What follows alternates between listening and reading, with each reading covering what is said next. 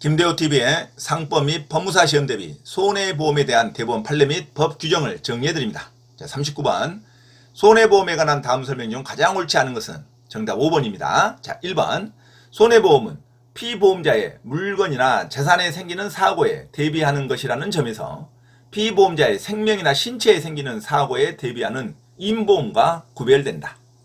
2번 손해보험의 보험사고에 관하여 동시에 불법행위나 채무 불이행에 기한 손해배상 책임을 지는 제3자가 있어 피보험자가 그를 상대로 손해배상 청구를 하는 경우에 피보험자는 보험자로부터 수령한 보험금으로 전보되지 않고 남은 손해에 관하여 제3자를 상대로 그의 배상 책임을 이행할 것을 청구할 수 있다. 자, 3번 중복보험의 각 보험자는 각자의 보험금액의 한도에서 각자의 보험금액의 비율에 따라 연대 책임을 지는데 여기서 중복보험이라 함은 동일한 보험계약의 목적과 동일한 사고에 관하여 수개의 보험계약이 동시에 또는 순차로 체결되고 그 보험금액의 총액이 보험가액을 초과하는 경우를 말하므로 보험계약의 목적, 즉 피보험이익이 다르면 중복보험으로 되지 않는다. 자, 다음은 손해보험에 대한 대법원 판례 및 법 규정을 정리해드립니다. 자, 39번 손해보험에 관한 다음 설명 중 가장 옳지 않은 것은 정답 5번입니다. 자, 1번 손해보험은 피보험자의 물건이나 재산에 생기는 사고에 대비하는 것이라는 점에서 피보험자의 생명이나 신체에 생기는 사고에 대비하는 임보험과 구별된다. 2번 손해보험의 보험사고에 관하여 동시에 불법행위나 채무불이행에 기한 손해배상 책임을 지는 제3자가 있어 피보험자가 그를 상대로 손해배상 청구를 하는 경우에 피보험자는 보험자로부터 수령한 보험금으로 전보되지 않고 남은 손해에 관하여 제3자를 상대로 그의 배상 책임을 이행할 것을 청구할 수 있다. 자, 3번 중복보험의 각 보험자는 각자의 보험금액의 한도에서 각자의 보험금액의 비율에 따라 연대 책임을 지는데 여기서 중복보험이라 함은 동일한 보험계약의 목적과 동일한 사고에 관하여 수개의 보험계약이 동시에 또는 순차로 체결되고 그 보험금액의 총액이 보험가액을 초과하는 경우를 말하므로 보험계약의 목적 즉 피보험이익이 다르면 중복보험으로 되지 않는다. 다음은 손해보험에 대한 대법원 판례 및 법 규정을 정리해드립니다. 자, 39번 손해보험에 관한 다음 설명 중 가장 옳지 않은 것은 정답 5번입니다.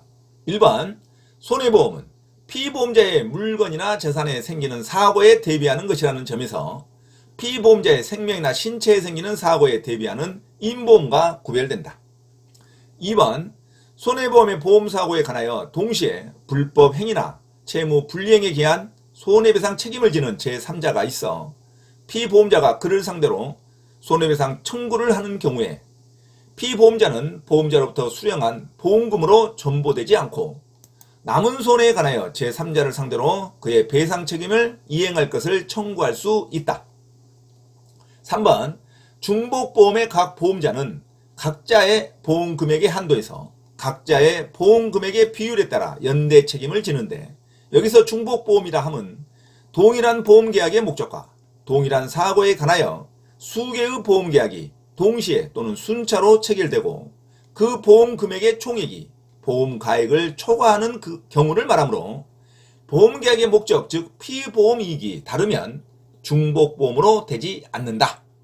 자, 다음은 손해보험에 대한 대법원 판례 및 법 규정을 정리해드립니다. 39번 손해보험에 관한 다음 설명 중 가장 옳지 않은 것은 정답 5번입니다. 자, 4번 보험계약자와 피보험자는 손해의 방조와 경감을 위하여 노력하여야 한다. 상법 제680조 제1항 전문에 있습니다.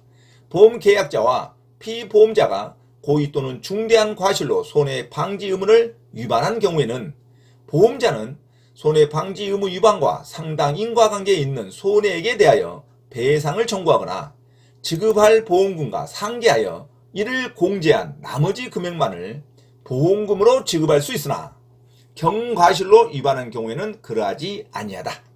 자, 5번 상법 제682조에 따르면 손해가 제3자의 행위로 인하여 발생한 경우에 보험금을 지급한 보험자는 그 지급한 금액의 한도에서 제3자에 대한 보험계약자 또는 피보험자의 권리를 취득하는데, 여기서 제3자의 행위란 피보험이익에 대하여 손해를 일으키는 행위를 뜻하는 것으로서 고의 또는 과실에 의한 행위만을 의미하는 것은 아니다가 맞는 문장입니다. 그런데 제3자의 행위란 고의 또는 과실에 의한 행위만을 의미한다. 이게 틀린 문장이죠.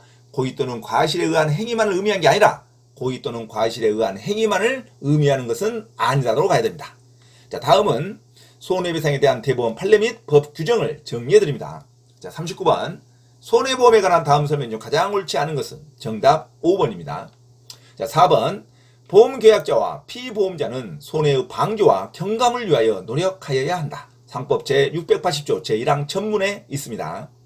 보험계약자와 피보험자가 고의 또는 중대한 과실로 손해방지 의무를 위반한 경우에는 보험자는 손해방지 의무 위반과 상당 인과관계가 있는 손해액에 대하여 배상을 청구하거나 지급할 보험금과 상계하여 이를 공제한 나머지 금액만을 보험금으로 지급할 수 있으나 경과실로 위반한 경우에는 그러하지 아니하다.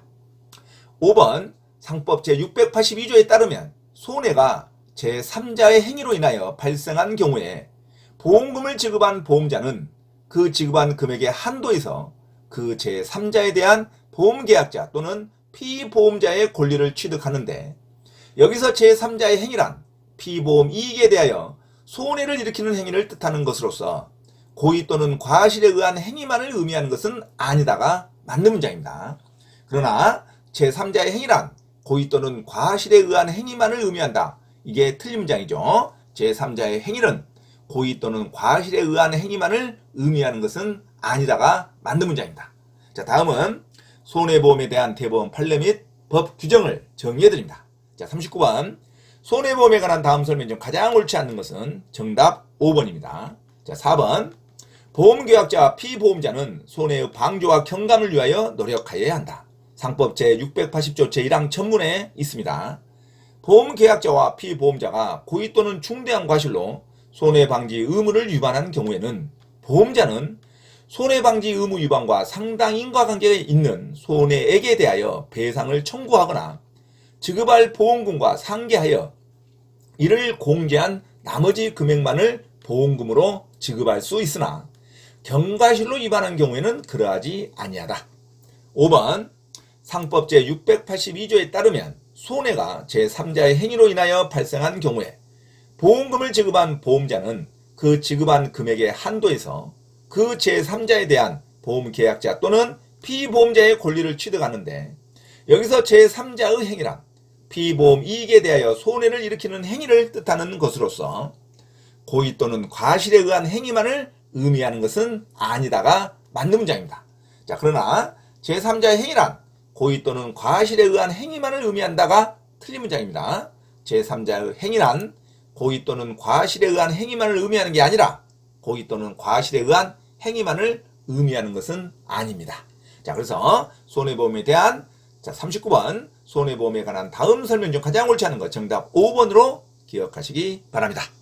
참고로 김대호TV 채널 강의에 대한 공지사항을 알려드립니다. 첫째, 김대호TV 유튜브 채널에 대한 편집과 영상 촬영을 위한 공간을 제공하고 배움카드 환급 과정을 위한 법률, 경매, 법무사, 행정사, 중개사, 감정평가사 등 전문 교육학원에 소정의 자금을 제공하고자 하는 분은 향후 수익에 대한 안분배당을 같이 하고자 하니 언제든지 문의하시기 바랍니다.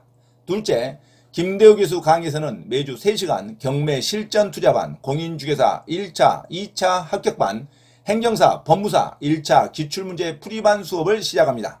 김대호 교수 강의를 들으면 경매 실전 투자를 누구나 할 수 있으며 공인중개사 자격증도 취득할 수 있습니다.